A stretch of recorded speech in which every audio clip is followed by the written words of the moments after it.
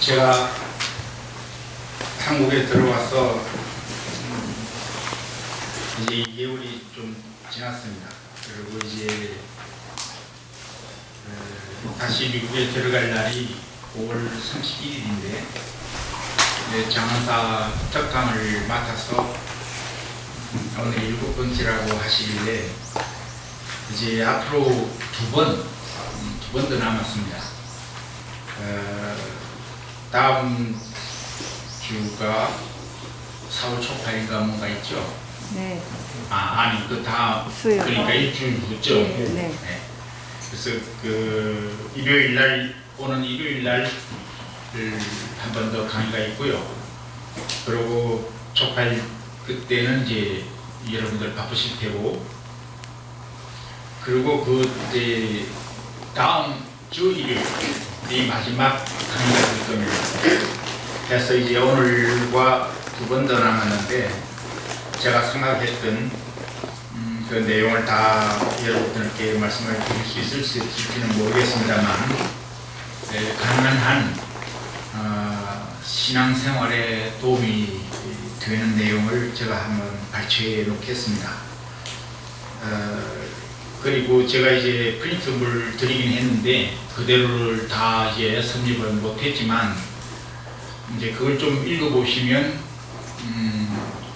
불교가 어떻게 시작을 했고 무엇을 지향하는지, 도대체 불교는 종교적이냐 아니면 철학적이냐, 이제 각가지 의심되는 점도 있겠지만,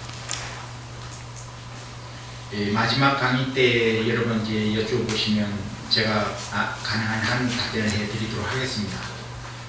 이제 오늘은 사실 부처님 가르침이라고 말씀은 몇 번 드렸습니다만, 이제 체계적으로 예를 들어서 역사적인 것 조금 하다가 또 다른데 계속 이런 식으로 학교 강의하듯이 해서는 이 도움이 안 되겠다 싶기도 해서 살짝 특강의 성격을 바꾸어 드렸습니다.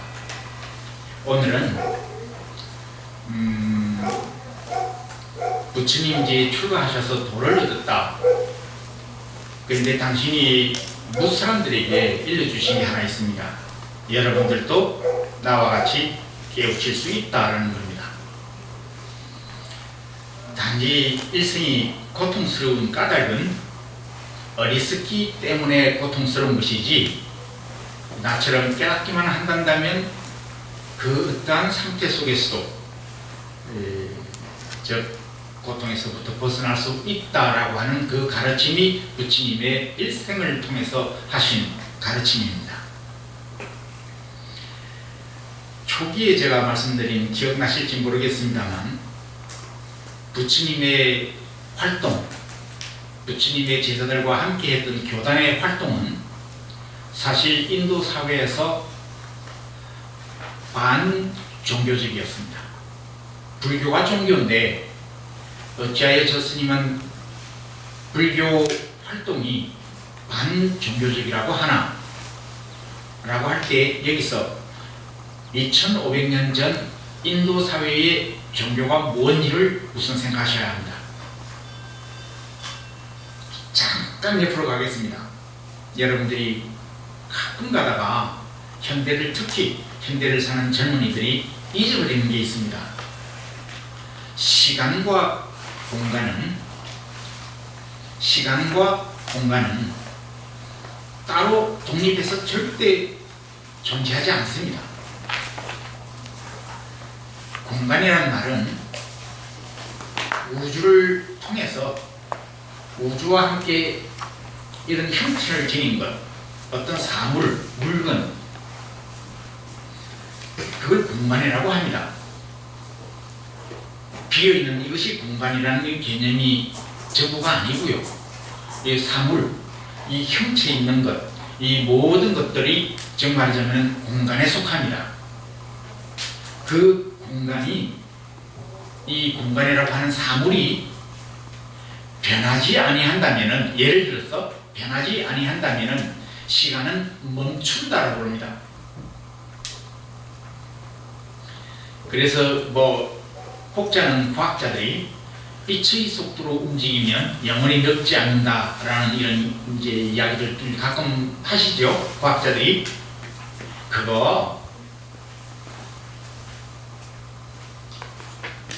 그래요. 저는 과학자는 아닙니다만 그거 유명무실한 이론입니다. 다시 말하면 시간은 홀로 독립해서 존재 안 합니다.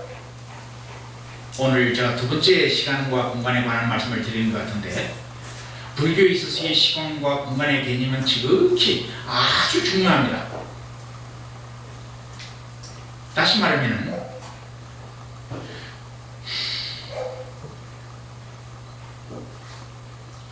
해의 변화를 측정한 게 하루, 해를 중심으로 해서 측정한, 해가 변하는 것을 측정한 게 하루라고 그러는 겁니다. 우리는 달을 중심으로 해서 변화를 측정하면 365일이 아니라 더 깁니다. 윤달이 생기는 까닭도 그거고요.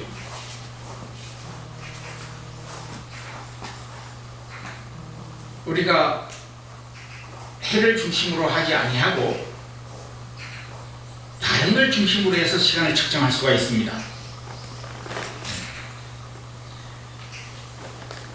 인도인들은 우리가 이제 고전이나 정교나 2500년 전에 왜 불교가 반종교적이었나 라는 이야기를 드리려면 2500년 전 인도인들은 어떤 사고로 살고 있었나 조금 아셔야 합니다. 중국에 불교가 들어와서 왜 저 모양으로 변했을까? 중국인들의 사고를 조금만 연구하시면 금방 합니다. 우리는 왜 그러냐? 다른 나라 불교와 조금 다른 모습으로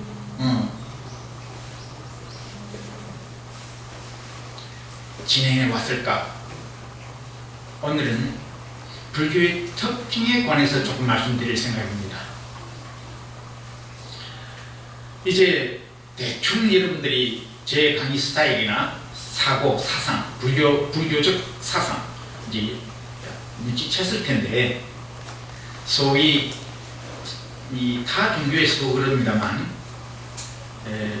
소원을 빈다, 기복, 무언가를 원한다, 뭔가 바라는 게 없으면 종교를 왜 믿어야 하나?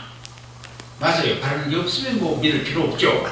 기독교건 천없는 종교도 다 모두 기도해서 그네들이 말하자면 하늘나라를 가기를 원하건 천상에 가기를 원하건 어디를 가기를 원하건 나는 원한다 라고 합니다. 지난번에도 잠깐 말씀드렸듯이 그거 어리석어서 시작되어지는 욕망입니다. 그러면 부처님도 당신이 원하는 것을 이루었어야 했고, 소크라테스도 물론이요, 공자님도, 예수님조차도 당신이 원하는 것을 얻었어야 합니다. 그분들은 우리와 달리 정말 하느님의 아들이요 성현이라고 했는데도 불구하고 당신네들이 원하는 게 없었겠습니까? 인간이었기 때문에 똑같이 있었어요. 있었는데도 불구하고 우리처럼 막무가내로 맹목적으로 절을 하면서 돈을 갖다 바치면서 뭔가 나 이렇게 희생했으니까 응답을 바라는 듯한 그런 원은 바라지 않았습니다. 일예로 지난번에도 말씀드렸습니다만, 예수님 살아 당시에 당신 민족 해방시키기 위해서, 당신 민족 고통에서 구해주기 위해서 수십 노를 팼데도 불구하고 그분은 오히려 그 민족에 의해서 살해당합니다.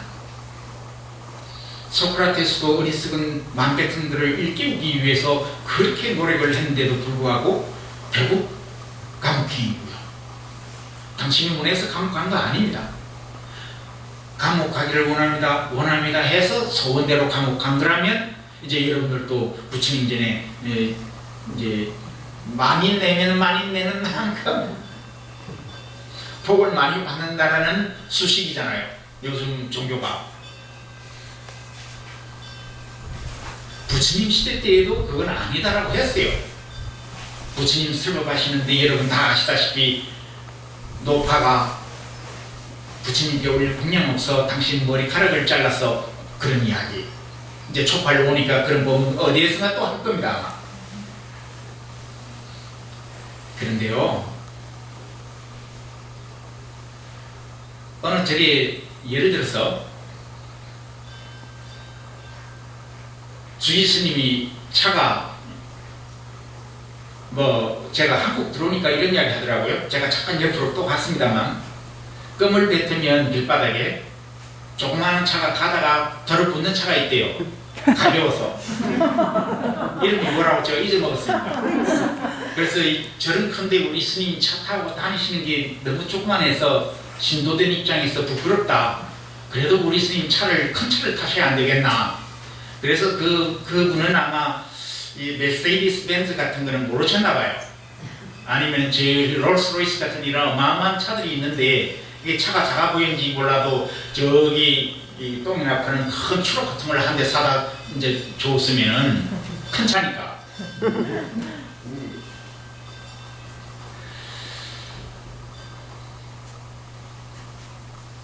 그래서 이제 이 복을 비는데 많이 내면 복을 많이 받는다라는 이런 수식이라고 한다면은 이제 그런 생각은 여러분들은 안 하실 줄 믿습니다. 이제는 이제 레벨이 달라졌습니다. 그래도 절에를 가는데 뭔가 자꾸 습관적으로 빌려고 그래요. 그래서 이제는 다시 비는 것은 아니라는 걸 알았는데 습관적으로 해왔던 종교의식. 그래서 이제 너무차 제가 말씀드렸습니다만 여러분들의 그 언어, 개념, 복을 빈다라는 그 개념, 복을 비는데 나 스스로가 나를 위해서 이루어서 내가 무언가를 하나 원해서 이루어서 그 이룬 것 때문에 간땡이가 점점 커집니다. 더 큰 걸 바래요. 무언가 이루어지니까 그거 봐. 열심히 하니까 일심으로 하니까 부처님께서 응답을 하시잖아. 하나님께서 응답을 하시잖아. 이제 이 개념 자체가 어리석다는 겁니다. 그 개념으로 더 큰 어떤 난관에 부딪힙니다. 그럴 때 또 의지해요.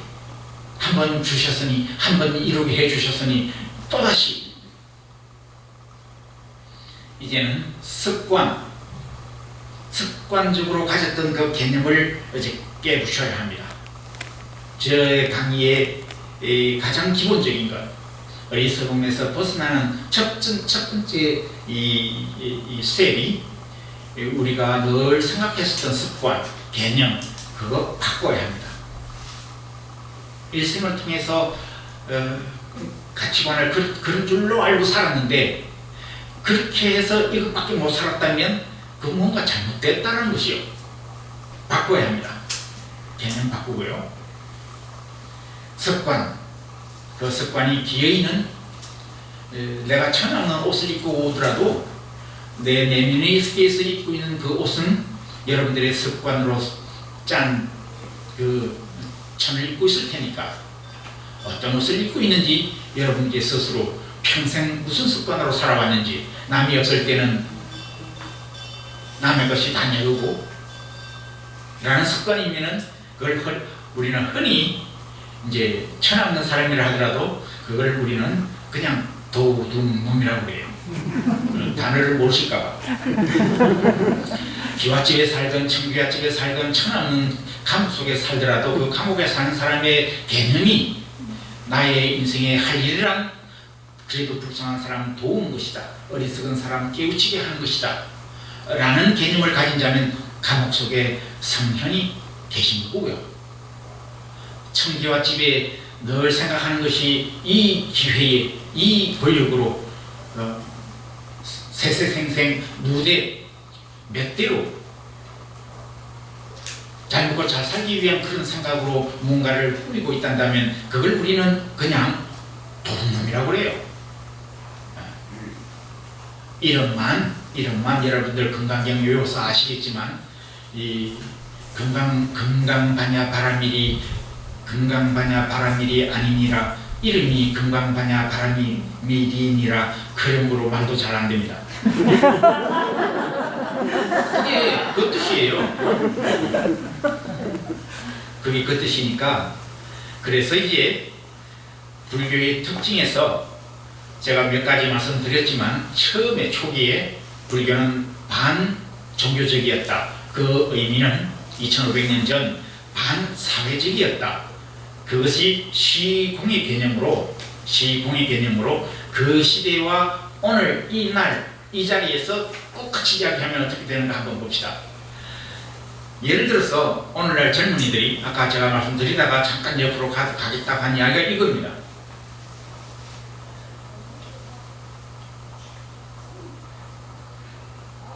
나라가 왕이 있다가 갑자기 사라져 버렸습니다. 왕이 없는 나라로 변했어요. 우리나라가. 그러니까 서로 권력을 한번 지어보겠대요. 그래서 단가 싸움을 벌립니다. 남로당 무슨 당 해가며. 정치 이야기 하자는 게 아닙니다. 그냥 시공의 개념만 이야기 드리는 겁니다. 그래서 4.13 사태가 일어나고 6.25가 벌어지고 온갖 것이 벌어집니다. 50년 전, 60년, 100년 전 가까이 각가지 사건이 일어났죠. 그 많은 사건들 지난 그 결과가 오늘날 우리가 이렇게 안정되었건 불편하건 살고 있는 겁니다. 그런데 갑자기 공간적인 사건만 딱 빼가지고 2021년에 4.13 사태는 잘못된 거다. 시간은 그 당시 몇 년 전입니까? 60년, 70년 전 사건이 시간을 싹 빼버리고 그때 이 사건만 딱 끄집어내서 무고한 사람을 죽였다. 이렇게 되면은 우리는 지극히 미련한 사람으로 또 변합니다. 시간과 공간은 기어이 독립해서 절대 분리되어질 수 없고, 분리해서 보면은 모든 가치관이 흐트러집니다. 왜? 그러면 4500 우리 백만년 역사라고 그러죠. 어느 책을 보니까 곰이 어쩌고 저쩌고 해서 쑥을 먹고 곰이 마늘을 먹고 곰하고 어떻게 되고 제가 잊어버렸는데요. 우리 조상이 곰입니까? 왜 4500-5000년 전에 그거 딱 가지고 와서 이거 잘못됐다 해버려야죠. 안 그래요? 그거부터 애초부터 고치려면 6.25 아니 임진왜란은 왜 가만히 둬요? 원균, 원시 후손들 있을 것 아닙니까? 그럼 다 잡아 죽여야지. 1592년 그래요. 그 시절에 그 당시의 시간이 그 사람으로 하여금 그런 짓을 하게 만들었고 그 사회가 그런 인물을 만들어낸 거예요. 4.13 사태에 그 억울하게 죽었던 사람 안 죽었다는 거 아니에요. 돌아가셨어요. 억울하게 돌아가시게끔 했던 그 책임은 우리가 나를 잃어버린 그 까맣게 있고 서로 잘라서 서로 권력을 지겠답시고 거기에 희생된 사람들입니다. 그래서 나도 한번 잡아보겠다고 공산주의가 일어난 거고요. 박필룡 그 후손들은 또 뭐라고 할지 모르겠습니다만 그 나이 많은 사람이 그 당시 나름대로 뛰어났다는 사람이 기어있는 이북에 가서 어떻게 죽었습니까? 정티처는 김승도 아니지, 김승주라는 도둑놈한테 그렇게 죽어요. 스탈린 앞에 가가지고 말 한마디 못하고 말 몇 마디 하는 러시아 몇 마디 하는 김일성이 그 무슨 말을 했는지도 못 알아듣는 그런 어처구니 없는 어리석은 사람이 벌린 일은 남북으로 쪼갠 것밖에 안 했어요. 시간과 공간은 떼내면 안 됩니다. 그래도 그 사람들은 그 당시에 우리 민족을 어떻게 했다고 그렇게 한 거라고요. 이 시대의 젊은이들이여 깨어나야 합니다. 시간과 공간은 함께 해야 합니다. 이 시기에 여러분들은 무엇을 할 수 있나가 중요한 거지, 그 과거에 그놈들은 잘못했다, 이놈들 다 모두 그놈들이 잘 살기 때문에, 왜 그럼 그 사람들이 더 잘 살게 한 이유는 뭔데요? 그러면 친일파들이 더 잘 살았다, 그래 친인파들이 더 잘 살게 만든 또 그 우리가 만든 사회는 어떻게 할 건데요? 미래지향적으로 나아가라고만 말씀을 드리지 않겠습니다. 불교, 다시 말하면 여러분들이 이제 정신 차려야 하는 한 부분은 우리 스님은 큰 차를 좋아해, 우리 스님은 물을 좋아해, 그래서 복을 받아야 되고 그게 아니라 스님이 잘 사나 못 사나, 이 절이 잘 되고 있나 없나, 이제 올바른 안목으로 볼 수 있는 지혜가 생겨야 될 거 아닙니까? 불교인 하지 말라는 게 아니라 올바른 안목으로 수행을 잘못하는 이 있거들랑, 스님 이왕 머리 깎았으니 라고 해야 할 거 아닙니까? 제가 제 이야기 조금 드릴까요? 네. 제가 어릴 때부터 무척 아파트를 했습니다. 기렉성 능망염으로, 다발성 관절염으로, 그 이외에 이 히스트리 노이로제 극에 따라서 전신 마비를 일으켰더랬습니다. 그래서 죽는다라고 하여 이제 제 조카 아버지가 당신 주무시던 그 자리를 제게 물려주고는 온 가족이 잠 못 이루는 이제 한밤을 보냈더랬습니다. 그 당시에는 사이렌이 울렸어요. 12시에 사이렌 우는 소리에 제가 문득 일어났습니다. 온몸이 마비되었을 때 이미 나는 며칠 후 사이렌 12시 사이렌 울면은 내가 일어난다 그때. 말 한마디도 못하고 이 목 위에만 이렇게 살았었어요. 온몸은 죽었고 3일째 되는 날 마지막이라고 오늘 죽을 거라고 생각하고서는 자리를 비켜주셨는데 그날 벌떡 일어났습니다. 그러고는 이래저래 절집을 그리고 많은 곳을 떠돌이 생활을 했더랬습니다.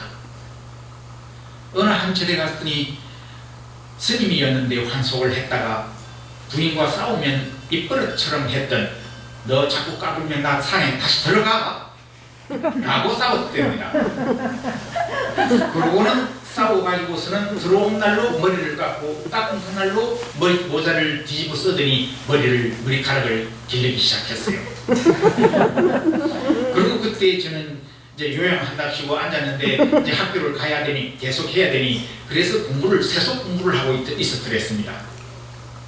이분이 심심하니까 세속에 살던 분이 저집에 다시 들어와 온들 심심하죠. 자꾸 저를 건드리는 거예요. 학생 머리 깎으라는 거예요. 옛날에 저희 속가 집에 한국의 큰 스님이라는 분들이 많이 다녀가곤 했더랬습니다. 속으로 스님 내가 보아해서 당신 황속해서 이제 갓 들어와가 다시 머리 깎자마자 기르는 사람 아니냐, 당신이 감히 나를 머리를 깎으라고 저라 할 자기 있냐, 속으로 이제 반발심이 생겨가지고요. 머리를 깎아도 내가 깎기 당신에게 깎여. 그런데 하루 제 방에서 밖에 나와서 보아하니 스님네들이 바리캉으로 머리를 깎고 수각해서 씻고 있는 거예요.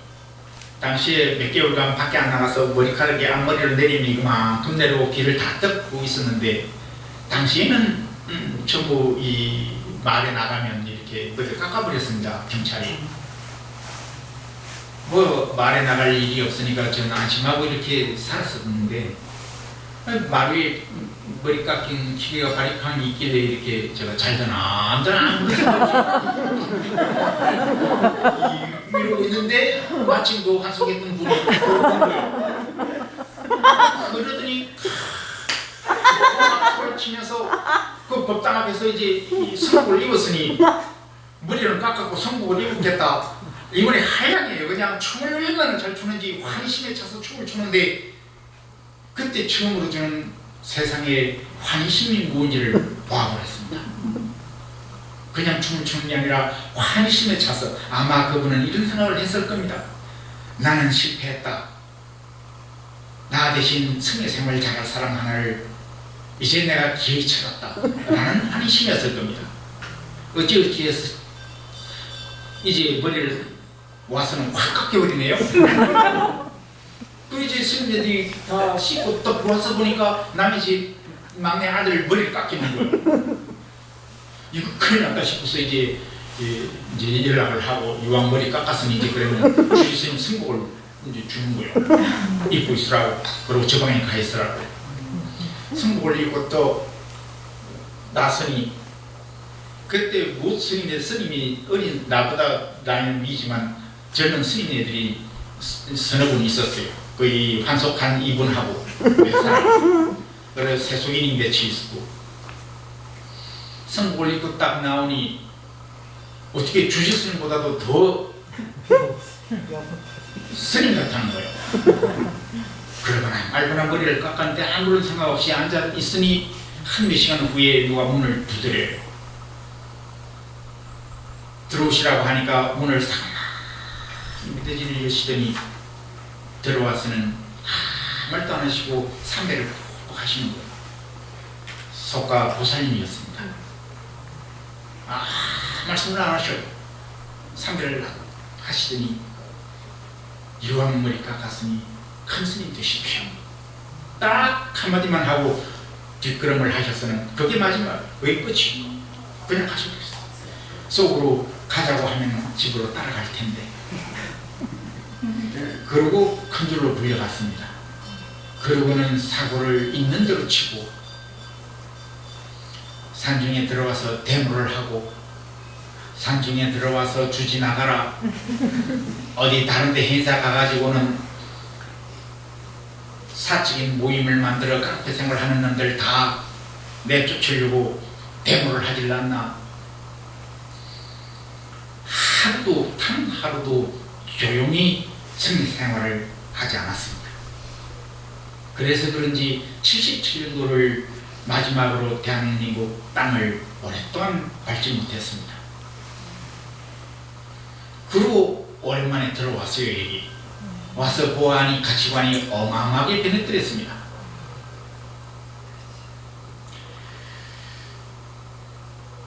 제가 이 이야기 드리는 까닭이 여러분들 사고, 개념 이거 고치지 아니하면 한국 불교 안 변합니다.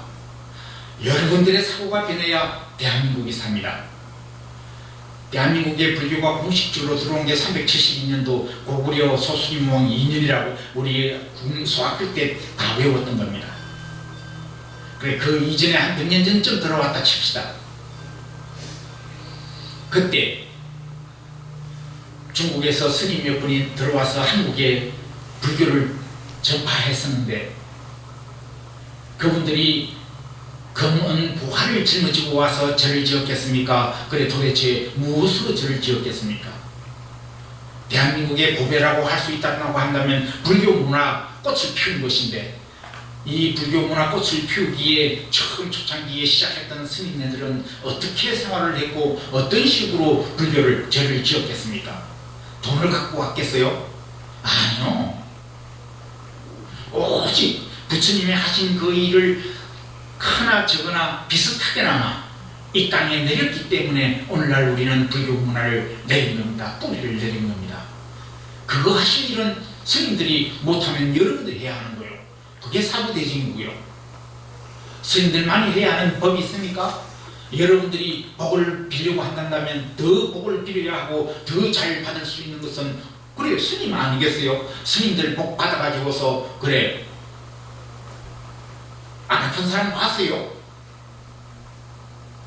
잘못하면 아프고요. 잘못 사는 욕 듣고요. 똑같습니다. 많이 먹으면 배부르고요. 산 거 먹으면 배탈 나요. 딱 하나 다른 건 딱 하나 있어요. 천없는 사태 오더라도 스스로의 하고자 했던 그거 안 변하는 그게 이왕 머리 깎았으니 큰 스님 되래요. 뭐가 커서 큰지는 모르는데 저는 제 스스로 큰 스님 되겠다라고 약속을 했습니다. 그 모습이 이 모습이고요.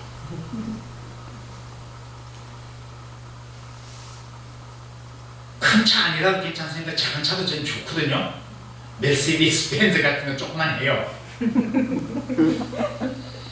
큰 차 좋아하는 그러니까 자꾸 자꾸 이름에 끄달리고 외형에 끄달리고 그런 것에 가치관을 두는 그 습관, 그거 버리라는 겁니다. 해서 이제 불교의 특징, 이제 본론으로 들어갑니다. 시간 좀 지났지만 빨리빨리 진행을 하겠습니다. 반사회적이었다라는 말은 그 시대 상황에서 힌두교들이 벌였던, 힌두 하면 지금도 브라만교, 지금의 힌두 교도들이 지금도 그네들은 계급사회, 계급제도를 그대로 인지하고 있습니다. 그것뿐만이 아니라 당시에 잘못된 종교관, 사회관 이것을 그대로 깔고 있었습니다. 왜? 이 민족이 쳐들어와서는 인도를 장악했고 본디 본토의 사람들을 노예처럼 부렸으니까 그네들이 편안하게 사는데 도움이 되었던 노예, 그 제도를 버린다고 하겠습니까? 여러분들이 며느리를 바라는데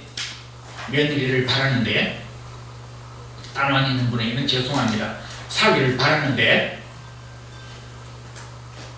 사위가 말하자면 손님 같으면 뭐 맞는 손님이라고 하기는 그런 이야기 하죠.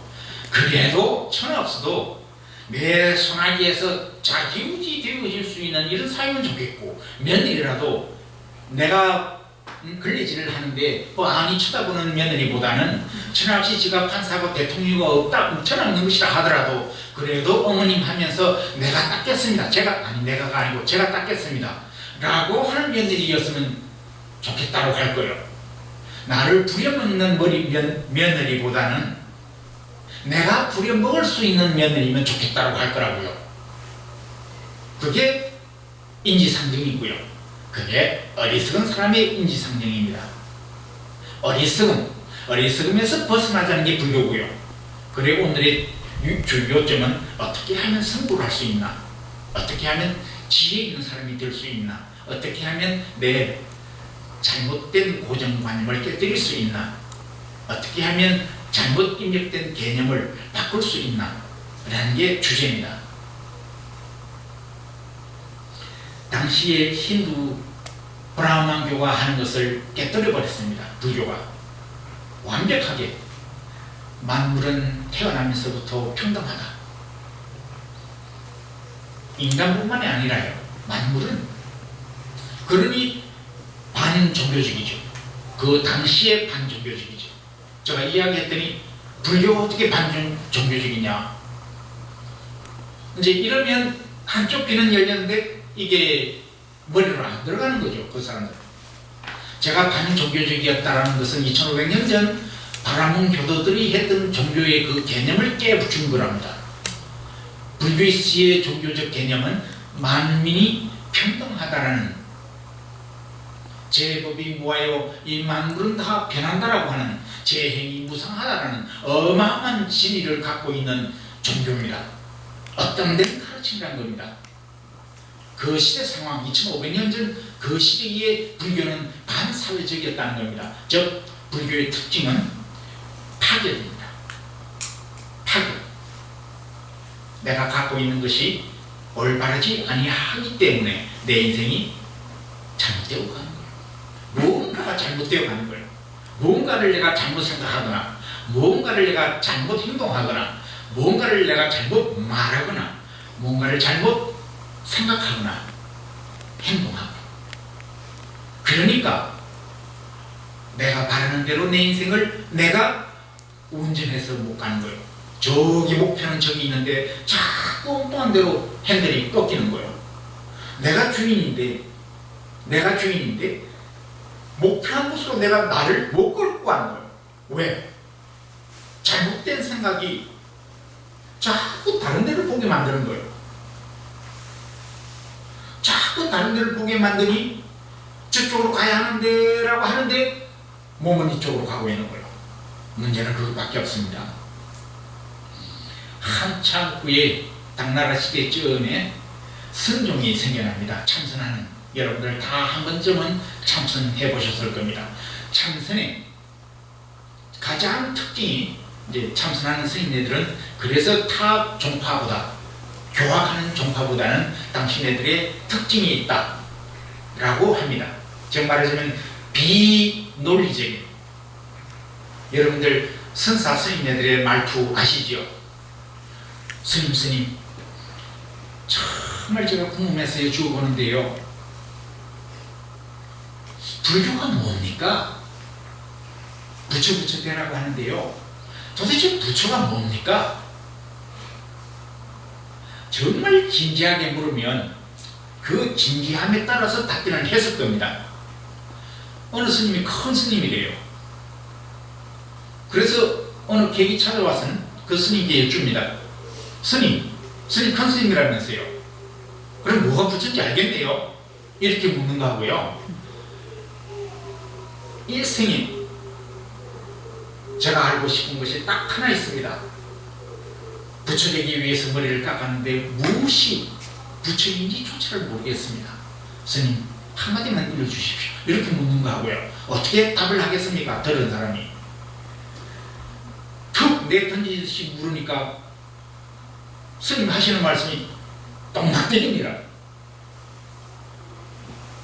너한테는 부처가 금덩어리라고 하건 똥낙대라고 하건 그게 네가 진정 알고 싶은 게 아니라는 이야기입니다. 똥낙대기라고 했다고 그 스님이 손땡초야. 그런데 다른 스님이 들을 때는 그 스님 큰 스님인데 무엇이 부처냐라고 물었을 때 간식으로 마른 똥낙대기, 그 뭔 이야기냐면요, 아시는지 모르겠습니다만 옛날에는 화장지가 없었어요. 그래서 보드나무 같은 가지 매끈한 거, 껍질 싹 벗으면 매끈하게 빠지는 거, 그런 놈으로 화장실에 걸어놨어요. 그 놈으로 뒤를 닦았던 겁니다. 그게 그런데 닦아놓고 안 씻으니까 말르면 그게 똥막대기요. 그게 가장 사람이 멀리하는 그런 놈으로 부처라고 한 거예요. 그러니 어느 한 스님은 들어보니, 야, 거기에는 큰 의미가 있겠네. 왜 그렇게 말씀하셨지? 왜 그렇게 말씀하셨지? 이렇게 생각하는 것이 즉 말하자면 화두입니다. 이제 화두에 관해서는 이번 특강에는 그런 내용이 안 나오겠지만, 만약의 경우 이제 어느 스님으로부터 무엇인지 선에 관한 이야기를 들으실 기회가 있으시면 이제 무엇을 이야기하시는지 염두에 두고 들으시면 됩니다. 선종 스님네들은 말씀을 하실 때에 비논리적으로 말씀하십니다. 타격. 즉 말하자면은 생각을 하고 배운 사람일수록 계산을 하고 생각을 하니까 그것은 번뇌망림에 지나지 않는다는 겁니다. 여기도 들어오니까 어디 쓰있던데 보니까 입차문내 막준, 저 스님 주지스님 방에 있었어요. 입차문, 이 문에 들어서서는 막존지해라. 정말 여러분들이 배웠고 경험하고 갖가지 알고 있었던 그 모든 것들은 다 갖다 버려라. 조그마한 찻잔에 자꾸 따르니까 그 찻잔 조그마한 찻잔에 따르면 넘치지 않습니까? 라는 이제 제 이야기를 계속 들으신 분은 이제 이해하실 거고요. 말하자면 머릿속에 꽉 찬 엘리트들이 저 스님이 얼마나 훌륭하고 한데 그래 초대 인도 철학과 교수가 되느냐는 겁니다. 뭔가 한번 들어보자. 뭐가 있고 한데 도대체 저 스님이 라고 몰려드는 거예요. 그 머릿속에 한번 들어보자는 게 꽉 차 있는데 다 비우면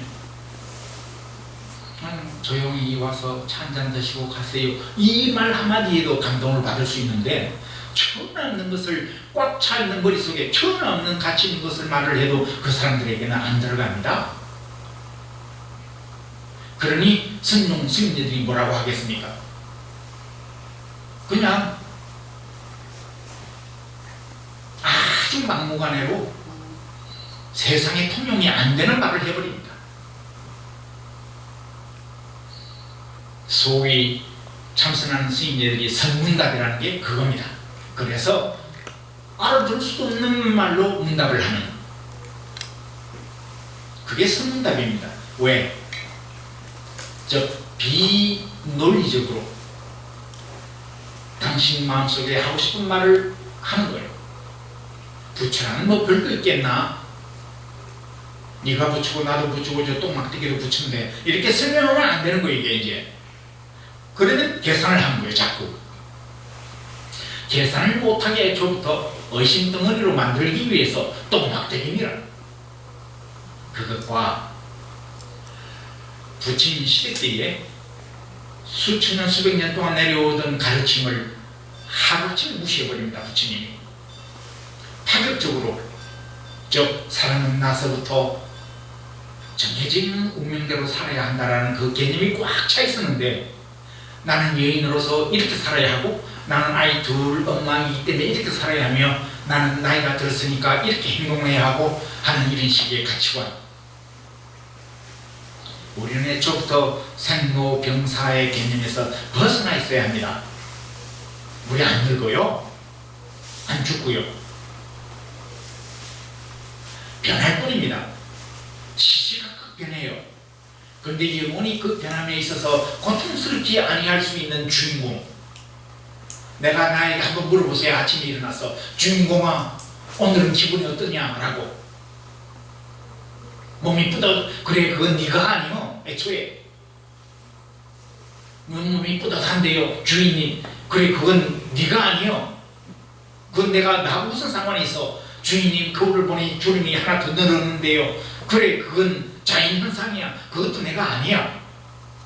대화를 해봐요. 내가 나랑. 그러면 도대체 내가 늙고 있고 내가 죽어가고 있고 그런 인물인가요? 아니요. 애초부터 개념을 바꾸면 됩니다. 불교는 파격적입니다. 애초에 부처님 당신 스스로 그것으로 깨달은 걸로 끝나지 아니하고요, 실질적으로 파격적인 행동을 하십니다. 이제 읽어보신 분은 아시겠지만, 부처님이 도를 얻어서 무사람들에게 설법을 하신다는 이야기를 듣고 샤크야족 젊은이들이 대거 출가를 합니다. 한때는 100명 해서 많은 사람들이 몰려들기도 하고, 때에 지난번 말씀드렸던 마하나마라고 하는 사람의 동생 누르다가 아주 낙천적인 인물로 치면은 아주 미남장인, 그래서 여인들이 한시 떠나지 않았던, 너무나 화롭게 철마다 부모가 잘 살아서 철마다 별장을 해서는 그곳에서 조용히 아주 낙천적으로 살았던 인물이었습니다. 샤크야족 젊은이들이 다 출가를 한다고 하니까 이제 마하나마 형님이, 우리 집에도 누군가가 한 사람 출가를 해야 할 텐데 내가 출가를 하면 저 아무것도 세상살이 아무것도 모르는 저 동생에게 집안을 맡기려니 걱정이 되는 거예요. 당신이 출가를 하자니 집안 살림살이를 어떻게 해야 하나 라고 걱정해 이제 동생을 부릅니다. 무 집안에 한 사람씩 출가를 하는데 우리 집에도 한 사람 출가해야 되지 않겠나. 출가가 뭔데요? 말하자면 수행하고 머리 깎고 이래 사는 게 뭔데요? 그걸 모르는 사람이었습니다. 그래 여차여차하여 부처님 묻다. 아유 형님, 저는 그렇게 못 삽니다. 형님이나 출가하세요. 내가 출가를 할 테니까 그러면 집안을 내가 부탁한다. 아이고 그러세요. 저는 뭐 집에서 이렇게 재밌게 살지, 그래 농사는 어떻게 지는 줄 아느냐. 형님 제가 왜 농사를 짓습니까? 농사가 흉년이 들면은 가솔벽에 다 굶주리는데 한인 하녀들은 때에 따라서 창고를 열어서 굶주리지 않게 해야 하고, 비가 많이 안 오더라 물을 어디서 어떻게 대야 하며 농사 짓는 법을 이야기합니다. 아이고 형님, 저는 그건 더 못하겠습니다. 내가 출가할 테니까 형님이 그러면 가솔들 건드리세요. 이분은 한 번만 먹은 것은 끝까지 하는 성품을 지녔더랬습니다. 부처님 이 당시에 샤크야족들이 하도 출가를 해대니까 부모의 허락 없이는 교단에 들어올 수 없다. 그것이 오늘날 저희들 이제 우리 조계종에서도, 그래서 저는 부모 허락을 받았더랬습니다. 몰래 도망오는 사람들을 내쫓았더랬습니다. 옛날에는. 요즘은 하도 출가를 안 해서 몰래 남의 집 아들 둘이 있으면 한 놈이라도 불쌍해서라도 들고 와야 할 판입니다. 이제 문화가 그렇게 변하는지도 모릅니다. 해서 어머니께 허락받으러 가니 벌쩍 뛰는 거예요. 그럴 수는 없지. 네가 누구 아들인데 내 눈에 넣어도 라는 이런 식의 아들입니다. 그래서 하도 고집을 부리니까 내 아들이 어떤 성품인 줄을 아니 어머니가 저기 그러면 네 사촌형 그 당시 이제 왕을 맡아 있었던 사람입니다. 그 형한테 가서 출가를 하겠다고 다짐을 받아라. 같이 출가를 하면 내가 보내주마. 나를 맡아 있는 왕이 출가할 일이 많으니까. 그래서 이제 궁중에 가서는 형님 나랑 출가합시다. 내가 출가를 하기로 약속했는데 우리 어머니가 출가 못하게 한다. 형님하고 같이 출가하면 보내준다고 하니까 나는 형님하고 같이 출가해야겠다고. 왜 갑자기 이러니까 기가 찬 겁니다. 어쨌든 사촌 동생이라 뭐 성품을 알고 저놈 한번 고집 부리면 큰일 난다는 걸 알기에 그래 그렇다면 나중에 아니요 나중에 언제쯤요? 7년 후에 7년이네. 그러면 날 들어 해서 7년이 6년 5년 3년 그러고는 1년 그러다가 급기야 한 달. 그것도 빌라는 거야. 형님하고 약속을 했는데 한 달을 어떻게 기다리냐. 그래도 인수인계 그러면 꼭 일주일만 기다려달라. 그렇게 해서 당시에 여러분 다문제일 안한존자 부처님의 또 사촌이죠. 대받았다. 이 증거 말하자면 이 기록에 따라서 조금씩 다릅니다만 안한존자와 대받았다가 친형제간이다라는 책이 있고 또 사촌간이다라는 책이 있습니다. 이제 거의 이 형제라는 것이 이제 통용이 되고 있고요. 그 다음에 이제 이 우하리 종자, 그 다음에 아누르타, 또 하나 그 바띠야 그 당시 이제 국왕이었던 여섯 비구가 이제 함께 출가를 합니다. 해서 중간에 많은 사건이 있습니다만 부처님 전에 우리가 출가하러 왔소. 해서 보아하니 유행 따라 출가하는 분이 많구나라는 걸 느끼십니다. 그래, 너네들이 출가를 하겠다면은 기어이 출가를 하겠다면은 한 가지만 약속해라. 내가 저기 수드라 우바리 존자를 먼저 머리를 깎이고 그리고 우바리 존자를 시켜서 너네들 머리를 깎여주마.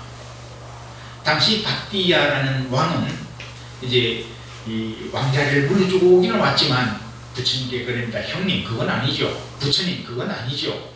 이래봬도 제가 지금까지 국왕을 하던 사람이었는데 저 우바리는 우리 노예입니다. 당시에 아무리 부처님이 깨우치고 전혀 없이 그래 파격적이라 한들 그게 통용되는 사회가 아니었습니다. 그런데 저 사람에게 그러면 머리를 깎이면 우리가 저 사람을 스승으로 모셔야 하는 거 아닙니까? 형님으로 모셔야 하는 거 아닙니까? 그렇다는 거예요. 우리 절집의 질서는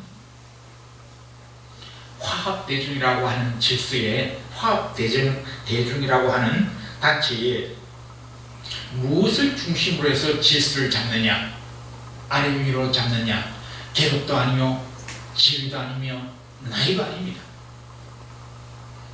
하물며 부귀 영화를 누렸던 모든 것들 그것은 우리 출가 사문 집안에서는 아무런 소용이 없다는 겁니다. 단지 순수한 마음으로 출가하여 도를 얻고자 하는 마음, 그래서 한 발이라도 먼저 그 도에 가까운 사람, 그 사람이 형이 되는 것이니라. 머리를 깎고 있는 것이 아니다라고 그렇게 설득을 시킵니다. 말하자면 그 당시에 5비구, 6비구입니다. 실제로는 그 비구들이 부처님의 말씀을 듣고서 당신네들이 지금까지 갖고 있었던 가치관 그야말로 그거 깨뜨리기 쉬웠겠습니까? 국왕을 지냈던 사람이 그 노예를 삭발스승으로 모시고 형님으로 모셔야 한다니 그게 쉬운 일이었겠습니까? 부처님은 당신 스스로가 말하자면 당신이 내뱉은 그 진리의 말씀에 행동도 함께 해드렸습니다. 가장 어려웠던 것을 당시에 해냈습니다. 후대의 우리가 그걸 못 해냈죠. 왕족이 출가를 하면 산중이 벌벌벌 기고 인정의 인지상정이라는 이런 묘한 그 습관 때문에 오히려 우리는 그 후대의 우리 제자들은 부처님과 같이 모질게 그렇게 행동을 못했습니다. 모질다 한들 정말하자면 논리적으로 그렇게 모질었던 거지, 만백성이 고통받을 때 그 감정 슬픔을 느끼지 말라는 그런 의미가 아닙니다. 더 큰 슬픔을 느꼈던 것이 바로 성녀들이었고 바로 부처님이었습니다. 우발의 존자가 출가, 그렇게 해서 그 우발의 존자에게 너는 태어나서 글 공부를 하지 않았기에 지금부터 내가 일러주는 것을 잘 익혀라. 내가 머리를 먼저 깎고 내가 머리를 깎아줬다고 해서 형님은 되기는 되었으나 너 스스로 도를 닦지 아니하면 결코 너는 내 진실한 제자가 되지 못하느니라. 어떻게 수행을 하면 되겠습니까? 지금부터 일러주는 것을 너는 기억하고 반드시 그것을 지켜라 라고 하면서 우발의 존자에게는 계율, 즉 집단 생활을 하는 데 있어서의 반드시 사람으로서 지켜야 할 도리, 그런 것들만 잘 지키면 되느니라. 그렇게 해서 지계 제1 존자가 됩니다. 우리 절집에 있어서의 출가 사문의 질서는 계급 질서가 아닙니다. 나이의 질서도 아니고요. 사회의 어떠한 지위, 계급, 신분, 그 모든 것도 질서의 기본이 될 수 없습니다. 우리 화합대중의 질서는 오직 지혜 있는 자가 스승이 되는 겁니다. 오늘은 승부를 할 수 있는, 지혜를 얻을 수 있는 수행법에 관해서 말씀을 드리는 겁니다. 그 수행법에는 37가지의 단계가 있습니다. 많은 것 같으나 그렇게 어렵지 않습니다. 제가 간단하게 말씀을 드릴 테니까 그 37가지의 단계를 익힐 필요는 없습니다. 실제로. 그런데 그 요점만 기억하고 계시면 됩니다. 7가지 단계라고 생각하면 됩니다만, 소위 여러분들이 중학교를 가는 데 있어서의 중학교를 들어간다면은, 즉 지혜를 얻어서 이 세상 어디에 가더라도 어떤 일을 하면서도 내 힘으로 벌어먹고 살 수 있는 자격이 있다라고 하는 정도라고 한다면, 즉 그것이 우리 사회에 살 수 있는 도라고 한다면은, 즉 이 7가지의 7과 37, 37도품, 즉 제가 쓴 노란 책이 한 권이 있습니다만 거기도 자세히 써놓은 게 있고요. 제가 드린 프린트에도 있는지는 모르겠습니다만 7가지의 크게 나눠서 7가지의 방법이 있습니다. 그것을 세밀히 쪼개면 37가지. 제일 첫 번째가, 다시 말하면 이 7가지의 단계를 소위 소학교를 7학년으로 나누시면 됩니다.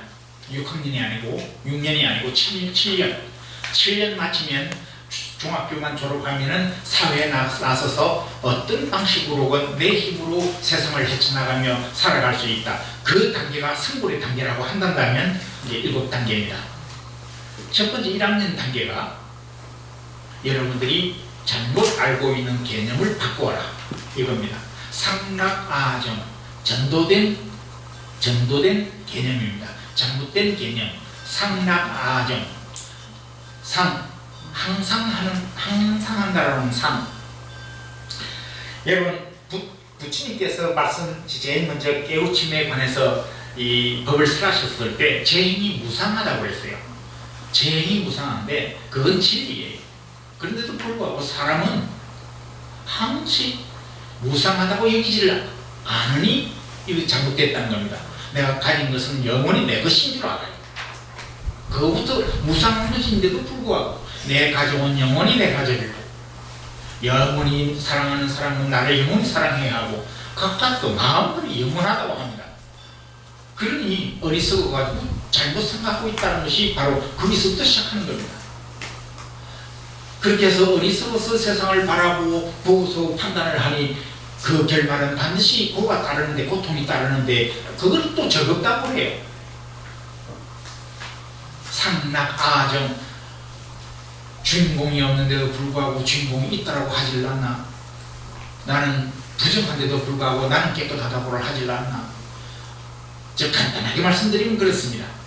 깊이 내용을 들어가면은 그렇게까지 생밀히 제가 오늘 말드릴 시간이 없습니다. 앞에 이 상황 소개를 말씀을 드리느라고 시간을 많이 허비해가지고요. 다음 기회에 상락아정에 관해서 좀 더 깊은 내용이 있으니까 오늘은 이름만 상락아정, 소위 개념, 생각을 바꾸라는 겁니다. 첫 번째 단계는 1학년 때에는 내가 지니고 있었던 생각을 바꾸어라. 2학년 때에는 생각만 바꾸는 게 아니라, 생각만 바꾸는 것이 아니라 행동도 그 생각과 비슷하게 해라. 소위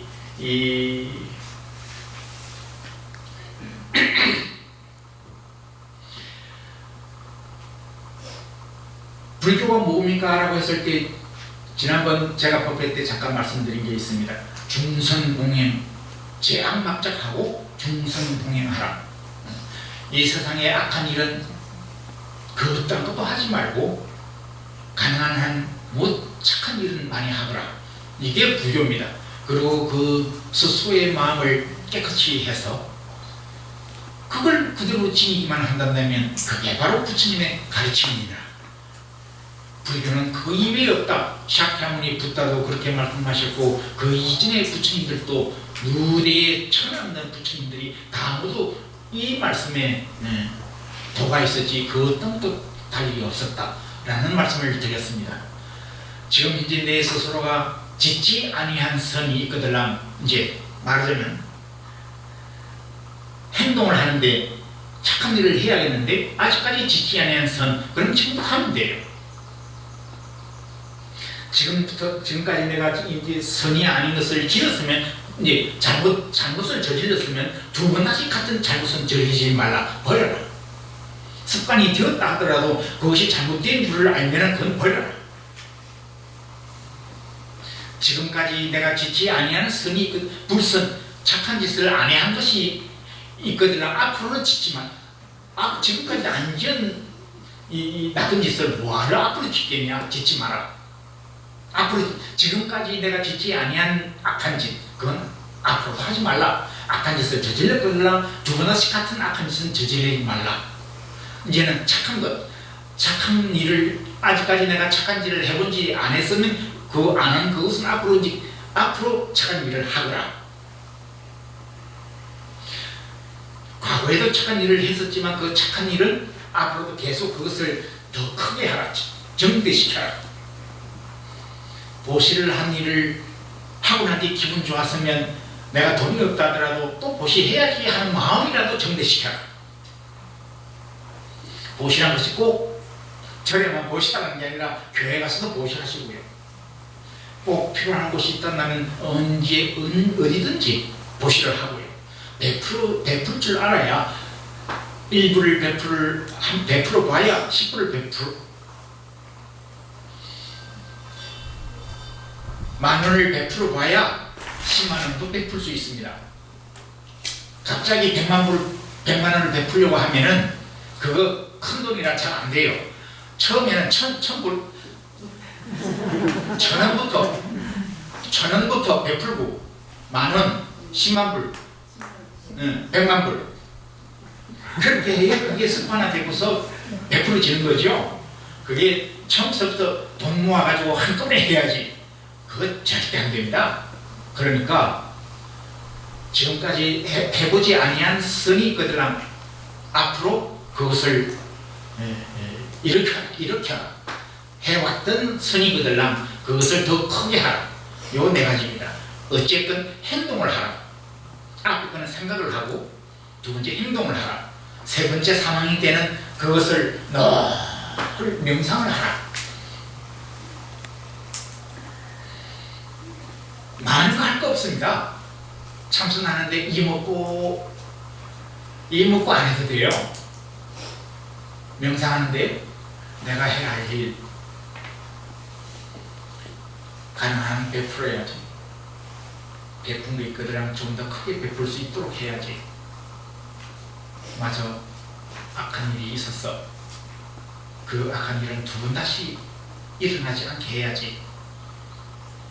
악한 일을 했어. 맞아, 두 번 다시 안 해야지. 앞으로 일어날 수 있는 악한 일, 어떤 것인지는 모르지만 천하는 악한 일도 아직까지 해보지 아니한 악한 일은 내 인생에는 없어. 이렇게 명상이 달리 명상이 아닙니다. 고요히 나를 가라앉히는 거예요. 고요히 천하는 일이 일어나더라도 내 이 마음은 변치 않을 것이다 라고 그렇게 명상하는 겁니다. 그런데 명상을 하는데 절에 와서 명상을 하면서 기어이 내 소원을 이루어야지. 내 소원은 이루어야지. 그 소원이 이루어질 수도 있습니다. 이루어서 그것이 씨앗이 되어서 더 큰 고의 원인이 된다면 여러분 인생은 그때부터 고생해질 겁니다. 우비고운해라는 것이 항시 우리 주변에서는 떠나지 않습니다. 우리 인생사에는 생로병사가 항시 변하듯이 그렇게 존재했고요. 그처럼 어떤 상태에 오더라도 내가 항시 나를 그대로 유지하는 명상을 하면 어떤 상태가 변하더라도 그것 때문에 그저 기뻐 날뛰지도 않고 로또 걸렸다고 기뻐 날뛰어서 한 3일 가봐요. 어느 날 갑자기 그것이 사라지고 없을 때 더 큰 비탄이 다가오죠. 그것이 없었다고 해서 또 슬퍼할 것도 아니고요. 그것이 갑자기 벼락부자가 되었다 하여 그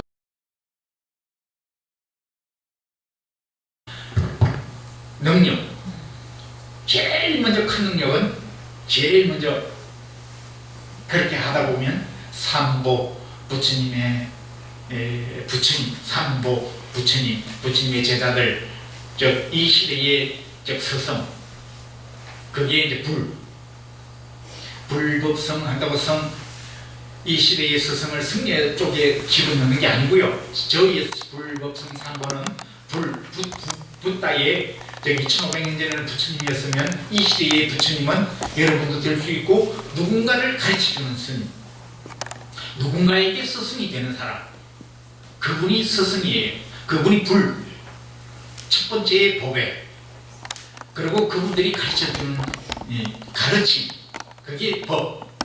그 가르침을 형상화해서 문화화시키는 것, 절도 짓고 그 속에서 함께 수행하고 하는 모든 무형의 문화, 유형화된 것, 그것이 삼보의 성입니다. 불법성.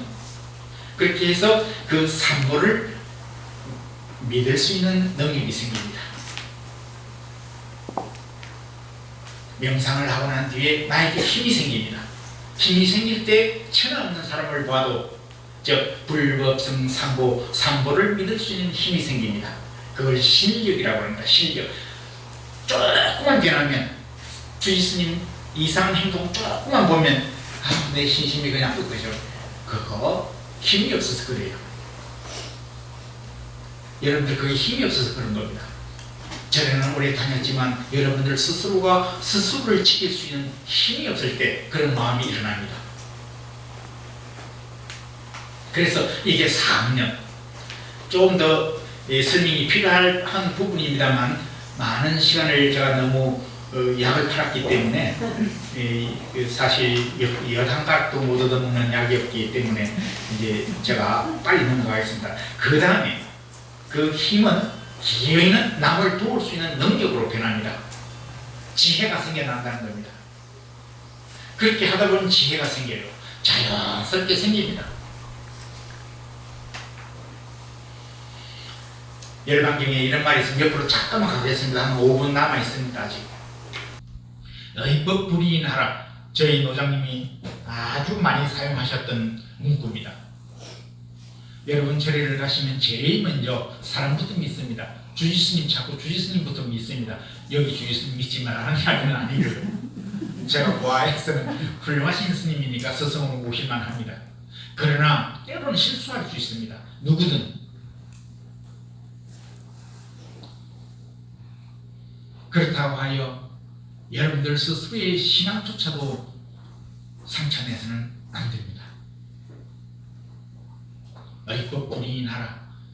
그 스님의 법은 의지하되 그 육신의 변화에 왔다 갔다 하는 신앙으로서는 돼서는 안 됩니다. 일곱 7학년에 1, 2, 3, 4학년, 5학년 때 그 힘이 나중에는 나의 능력으로 변합니다.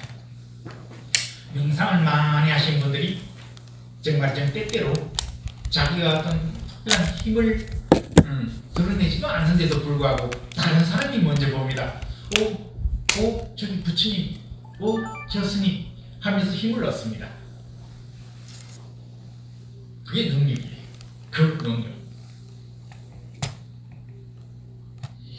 해서 그 능력은 삼법이 첫째 부처님 말씀하신 재행이 무상하고 제법이 무하며 열반적정이라는 것을 그대로 이행할 수 있는 능력이 생깁니다. 의심이 안 갑니다.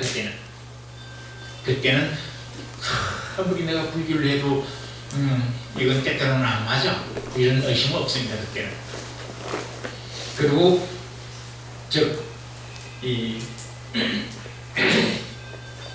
여러분 네 가지 진리, 고진멸도, 일체가 깨고 어리석어서 이 세상 온갖 짓을 다 어리석게 행동하니 그 결과는 항시 고요.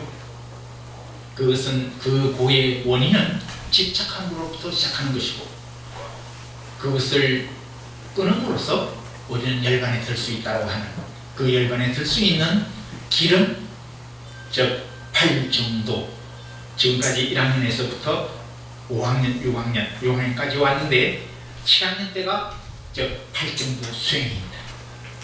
이 8정도 수행은 지금까지 7학년, 6학년까지는 나 개인이 명상하고 수행하고 생각하고 이제 행동했던 것들인데 이제는 혼자서 되는 게 아니라 남과 얽혀있는 그 사회 속에서도 문제를 일으키지 말라. 다시 말하면 바로 보라는 겁니다. 남도 바로 보라는 겁니다. 저 사람이 지금 현재 수영복을 입고 그래 바다에 있을 때는 의심을 안 합니다. 수영하러 왔구나. 근데 수영복을 입고 예를 들어서 수영복을 입고 아니 비키니를 입고 수영복이라 하면 조금 더 비키니를 입고 바다에 있을 때는 저 여인이 수영하러 왔구나. 분명히 그건 그렇게 생각합니다. 그런데 절에서 비키니를 입고 타박에 섰다 그러면 제일 먼저 그게 이해가 됩니까? 이해가 안 돼요. 이해가 안 되는 그 고정관념을 갖고서 바라보게 되죠. 정의는 그게 아닙니다. 비키니를 입어야 하는 이유가 있겠죠. 우선은 그 이유야 어찌됐든 그 상태에서는 그래서는 안 된다는 것도 있을 수 있어요. 그러나 일단 편견은 갖지 말라는 겁니다. 그래야 안 싸웁니다. 그래야 내 스스로에게도 문제를 안 일으키고요. 그래서 이제 8정도는 지난번에 한번 살짝 넘어갔습니다만 그렇게 해서 우리는 1학년에서부터 7학년까지 내가 승부를 할 수 있는 부처가 될 수 있는 법, 수행법을 잠깐 간단하게 말씀드렸습니다. 이게 초기 불교, 소위 부처님께서 초기에 말씀을 하신 것. 이제 결론을 드리겠습니다. 결론이라는 게 달리 결론이 아니고요. 오늘 제가 말씀드리고 드렸던 이 모든 것들은 초기 경전의 아함경에 포함되어 있는 가르침입니다. 아함이란 말은 산스크리트의 아가 말하는 말인데, 아가 말하는 것은 전성된 우리 조상대에서부터 전성되어진 가르침. 그래서 이제 불교에만 아가마가 있는 게 아니라 힌두교에도 아가마가 있고 또 자이나교에도 아함경이라는 경이 있습니다. 근데 이것을 이제 한역을 하니까 중국에서부터 한국으로 건너온 초기 경전은 아함경이라고 부릅니다. 그 아함경, 이 전성된 선대로부터 이렇게 전해져 온. 그런데 이제 한 경전이 인도 사회에 있어서 그 당시 문화는 바로 스승의 말을 기록하지 않았습니다. 그래서 부처님 돌아가시자 바로 이제 왕사성 궁교에서 동굴속에 500명 아랑과를 얻은 제자들이 모였다고 합니다. 어디인지는 잘 몰라요. 정확한 기록들은 없습니다. 그러나 전성되어져 있는 가르침에 의해서 말하자면 당시에 500명이 모이고 이제 많은 이야기가 있습니다만 초기에는 그저 아란존자를 중심으로 해서 부처님 말씀을 가장 많이 듣고 가장 많이 외우고 있는 사람이니까 지금도 인도에는 타 종파에 의해서 가르침, 스승의 가르침을 한자 틀림없이 줄줄줄 하루 종일 외우는 이런 수행법이 있습니다. 그것이 티베트에서도 지내졌고요. 그래서 티베트 불교에도 그 외우는 수행법이 있습니다. 우리는 그게 없고요. 그처럼 1차 모인 것을 결집이라고 해요. 결집. 부처님의 가르침을 낭송하는 것을 결집이라고 합니다. 그리고 2차 때에 이제 기록을 했다라는 말이 있으나 이것도 정확하지는 않습니다. 정확하게는 3차 때에는 분명히 기록이 됩니다. 아쇼카왕 때니까. 그래서 아쇼카왕은 불교를 바탕으로 해서 인도 사회를, 인도라는 나라를 통일을 일으킨 대왕입니다. 어쨌든 2차근, 3차근, 4차, 또 5차까지 그 후 한 몇백 년, 300~400년을 거쳐서 형성되어지는 경전이 초기 경전, 아함경입니다. 부처님 말씀이 전해서 기록으로 점차 발전되어진 것이 바로 그 경전입니다. 아함경, 경전. 그러고는 이제 다음 시간에 조금 더 발달된 이제 철학적인 불교의 철학, 불교의 종교성뿐만 아니라 철학적 내용을 띈 가장 철학 중에서도 기본이 될 수 있는 존재론, 다라지라고 하는 것. 존재는 도대체 뭐냐? 그 속에 나도 있고요, 우주도 있습니다. 그것이 조금 더 발달하다 보면은 이제 우주론, 나와 우주와의 관계, 소위 그걸 법계라고 합니다. 이제 법계의 세계. 그래서 나는 도대체 본이 오감으로부터 육근이라고 그러죠. 육근이 있고, 육근이 있다고 하니 대상, 육경, 대상이 있습니다. 우리 육식으로서 바깥 세상을 다 보는 거예요. 그러면 그게 12가지죠. 그리고 식의 세계는 많습니다. 그러다 보니 또 6개, 18개가 이 우주를 이야기하는 겁니다. 그래서 의식 세계 속에서 이렇게 존재한 것도 아니고 존재 안 한 것도 아닌 이런 세계가 이제 생겨나게 됩니다. 이런 것들을 연구하는 것이 불교의 스님들 가운데서도 이제 논사, 아비달마라고 합니다만, 이제 소위 우리 한자어로 치면 대법, 진리에 대해서 논한 것, 그걸 대법. 근데 아비달마, 소위 논사라고 그럽니다. 거기까지는 안 갈 겁니다. 그래서 다음 시간에는 조금 불교의 철학 속에서도 우주관, 인생관이 아닌 존재관, 존재론에 관해서 할 겁니다. 존재론 할 때에 여러분들 이제 조금 생각하고 오셔야 할 부분은 다음 시간에도 오실 수 있다면 말씀 4월 초까지 전이니까 한번 오셔서 왜 우리는 그럼 부처님께 절을 하는데 법당에 묻혀져 있는 다른 타 신에는 큰 절을 안 하나 하는 이유를 제가 말씀드리겠습니다. 존재론에 관해서 깊이 생각하셔야 할 부분은 색즉시공, 공즉시색 할 때에 같은 말인데 반복했네, 이런 스승들이 있습니다. 큰일 날 이야기죠.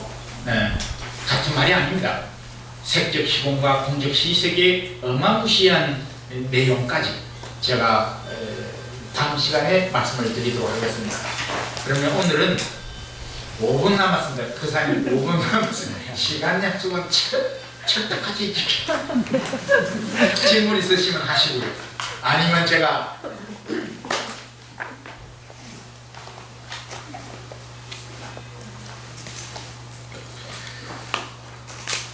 질문 없으십니까? 없으시면 정견이란 도대체 뭔가 바로 보라. 이제 도대체 어떻게 보는 게 바로 보는 것인가 의심을 한번 해보셔야 되는데요. 내 자식을 내가 바로 볼 때 어떻게 보여질 것 같습니까? 내 자식을 내가 볼 때 내가 내 자신을 보는 것 말고 그래도 상대방 뭔가 대가 있으니까 내 자식이라는 것, 나라는 것이 선행되지만 나라는 것이 선행되는 자식이지만 남의 자식이 아니고 내 자식, 내 자식을 내가 볼 때 여러분들은 어떻게 보입니까? 객관적으로 보여지겠습니까? 그거 나는 객관적으로 너를 비판해 주마. 너 정말 지극히 안 들어. 너 정말 안 듣고 네 인생 잘 되나 한번 보자. 요래돼야 되는데요. 내 자식을 앞에 놓으면 말은 그렇게 하는데 속으로는 그 반대로 생각해요. 이게 내 자식, 나라는 것이 세워져 있어 그런 거예요. 이 문제는 나 불교에서만이 아니라 수십 만 오래전부터 타 종교에서 이제 유교에서의 삼봉남, 유교에서의 한 예를 제가 들어드리겠습니다. 이제 우리 주자가래 할 때 우리가 가장 유교에서 신봉하는, 대한민국 국민이 가장 많이 신봉하는 이제 가르침이 주자입니다. 주자의 가르침입니다. 그래서 유생들은 주자하면 떡밥 그냥 아주 최고의 스승으로 삼습니다. 그러나 조금만 깊이 들어가면은 그 후대 사람으로 왕양민이라는 사람이 있습니다. 이분이야말로 지극히 유교에 있어서 뛰어난 학자였지만 특히 불교 그 중에서 선의 참선의 묘미를 깊이 깨달았던 분입니다. 선대의 주자라는 분이 이제 많은 글을 남깁니다. 여러분 혹시 대학이라는 책을 좀 읽어보신지 모르겠습니다만 이거 이야기하기에는 시간이 좀 얼마 안 남았습니다만 만약에 다 못하면 이제 다음 시간에 조금 이 이야기는 언젠간 해드릴 날이 있을 겁니다. 중요한 부분인데요. 대학이 아주 짧은 이제 유서 속에서도 아주 짧은 이제 경전입니다. 주자가 이분이 굉장히 머리가 좋은 분으로 어릴 때부터 천재 속이 들었습니다. 20대에 글을 읽고서 대학에 주석서를 씁니다. 카멘터리를 쓴다고요. 주석서. 그런데 20대에 나같이 천재니까 라고 하면서 아주 20대에 쓰는 그 주석서가 굉장히 이제 날려들었습니다. 한참 공부를 하고 30대에 또 문득 바다라고 보아하니 20대에 패기 어린 그 느낌으로 알았던 그 대학은 이거 폐기처분 해야겠다는 거예요. 이거 아니에요. 30대에 다시 씁니다. 사물을 있는 것으로 바라보지 못한 입장에서 대학이란 그 글을 그러고서 이 주석서를 썼으니까요. 30대에 쓰고서 또 40대에 보아하니 내 안목이 이거밖에 안 되나. 50대, 60대에 짧은 그 대학이란 책 한 권에 모르겠다.